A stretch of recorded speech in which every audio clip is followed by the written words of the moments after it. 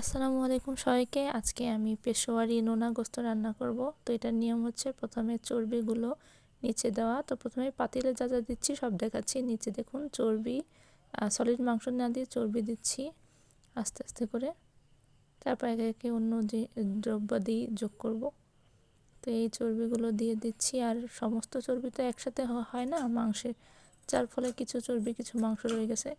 এরকম হলে আপনারা আলাদাভাবে ঘি বা তেল দেবেন, কিন্তু এই রান্নায় কোনো রকম পানি হলুদ ব্যবহার করা হয় না। তো এই আস্তে আস্তে চর্বিগুলো দিয়ে দিচ্ছি। দেখুন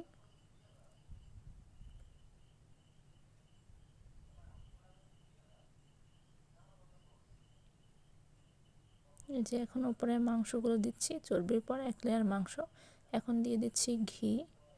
তেল ব্যবহার না করে ঘি ব্যবহার করলে একটা সুন্দর ঘ্রাণ আসে রান্নার শেষে, এই জন্য ঘি ব্যবহার করছি।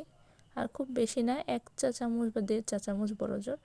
তারপর আমি হচ্ছে যে সবজিগুলো, আমি সবজি হিসেবে পেঁয়াজ কাটা একটু ছোট নিয়েছি আমি। আপনারা চাইলে একটা বড় পেঁয়াজে 4 ভাগ করে নিতে পারেন। তো পেঁয়াজ, আলু, ক্যাপসিকাম, ঘ্রাণের জন্য ঘৃতকুমারী, বোম্বাই মরিচ, টমেটো, এগুলো দিয়ে দিচ্ছি। সাথে রসুন বড় বড় কোয়া, আমি হচ্ছে ছোটো কোয়া রসুন দিচ্ছি। আপনারা চাইলে আস্ত রসুনও দিতে পারেন, যেহেতু গরুর মাংস সেহেতু দ্রুত গলে যাবে না।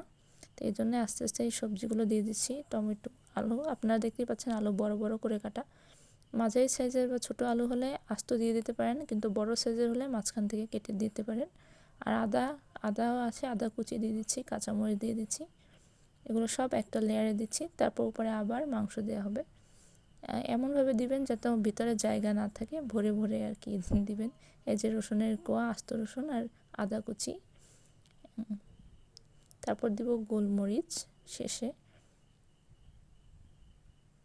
এই যে বোম্বাই মরিচ দিলাম। এখন আবার মাংসের একটা লেয়ার দিচ্ছি।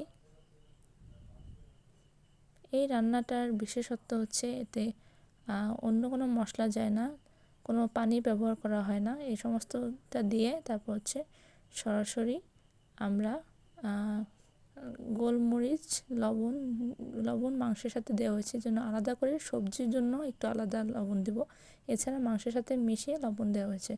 তো এরপর হচ্ছে এটাকে আমরা আটা দিয়ে মুখ ঢেকে দিব, ঢাকনা দিয়ে। এছাড়া আর কোনো পানি, হলুদ ব্যবহার করা হবে না, তেল ব্যবহার করা হবে না। এই বাকি যে সবজিগুলো আছে সব উপরে ঢেলে দিচ্ছি, আপনারা দেখতে পাচ্ছেন। এরপর হচ্ছে আমরা সরাসরি এটা রান্নায় বসিয়ে দিব ঢাকনা ঢেকে। পরের টুক আমরা দেখাবো, রান্নার পর কেমন হয় সেটুকু আপনাদের দেখিয়ে দেব। আপাতত এটা দেখুন, এই যে সবজির জন্য উপরে লবণ দিয়ে দিচ্ছি, লবণ আর এই লেবুটা মাস্ট, লেবু দিতেই হবে। আর এই দেখুন রান্নার পরের দৃশ্য। আল্লাহ হাফেজ।